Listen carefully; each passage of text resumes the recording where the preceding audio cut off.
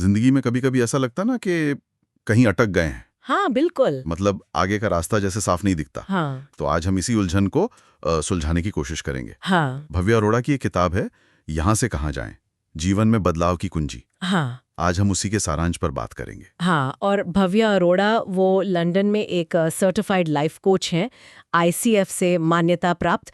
मतलब उनकी ट्रेनिंग काफी सॉलिड है। अच्छा, और ये किताब अक्टूबर 2024 में आई थी। ठीक है, तो देखते हैं इसमें क्या है।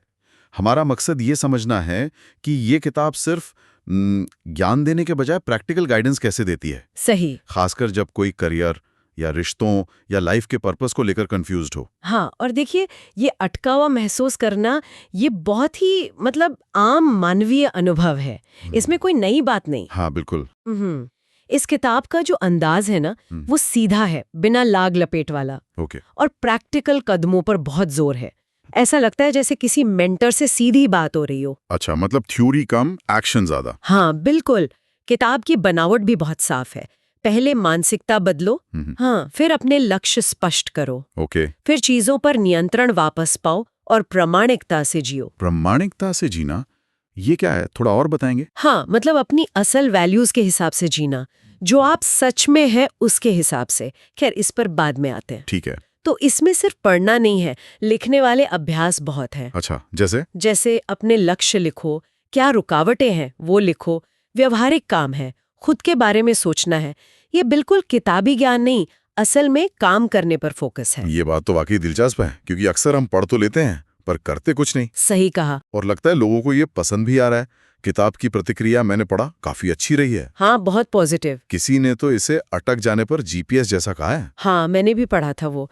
मतलब कोई बनावटी बातें नहीं, सीधी सच्ची सलाह। और एक ने कहा कि वो जो लक्ष्यों को लिखने वाला अभ्यास है ना, हाँ, उससे उन्हें वो चीजें पहचानने में मदद मिली जिन्हें वो बस मानकर बैठ गए थे, जबकि कोई और रास्ता भी था। बिल्कुल।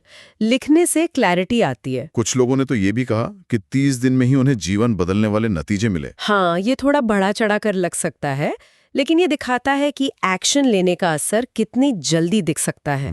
और अगर हम इसे थोड़ी बड़ी तस्वीर में देखें, हाँ। तो ये जो लिखने और काम पर जोर है ना, हाँ, ये हमें सिर्फ पैसिव रीडर होने से बचाता है। ये एक्टिव भागीदारी को बढ़ावा देता है। सही बात है। और यही तो चाबी है, अपना नियंत्रण वापस पाने की, पुराने ढर्रे तोड़ने की। और लेखिका के अपने अनुभव भी हैं इसमें, जिससे भरोसा बढ़ता है। अच्छा, तो ये सिर्फ थ्योरी नहीं, उनकी अपनी जर्नी भी शामिल है। हाँ, कुछ हद तक। और ये भी महत्वपूर्ण है कि वो ये नहीं कहती कि सबके लिए एक ही समाधान है। अच्छा, मतलब तरीके वही हैं, पर उन्हें अपनी स्थिति के हिसाब से ढालना होता है। फ्लेक्सिबिलिटी है मतलब। हाँ बिल्कुल। और इसमें सीमाओं पर, अपनी बाउंड्रीज सेट करने पर, भावनात्मक स्वास्थ्य पर और लचीलेपन यानी रेजिलियंस पर भी ध्यान दिया गया है। ये भी जरूरी है आजकल, बाउंड्रीज और इमोशनल हेल्थ। बहुत जरूरी। तो संक्षेप में कहें तो ये किताब उन लोगों के लिए है जो अस्पष्ट सलाह से थक गए हैं और कुछ ठोस कदम उठाना चाहते हैं। एकदम। ये एक रिजल्ट ओरिएंटेड वर्कबुक जैसी गाइड है। अगर कोई सच में बदलाव लाने को तैयार है, तो ये मानसिकता बदलने, दिशा स्पष्ट करने और फिर लगातार एक्शन लेने के लिए एक बढ़िया टूल किट है। संक्षिप्त लेकिन संपूर्ण टूल किट, जैसा आपने कहा। हाँ, इसमें आत्मचिंतन, सीमाएं तय करना और अपनी वेलबींग पर भी फोकस है। तो इसका क्या मतलब है? मतलब ये किसके लिए सबसे अच्छी है? मेरे ख्याल से ये उन लोगों के लिए बेस्ट है जो अपनी लाइफ की अनिश्चितताओं या जो भी भावनात्मक बाधाएं हैं, उनका सामना करने को तैयार हैं।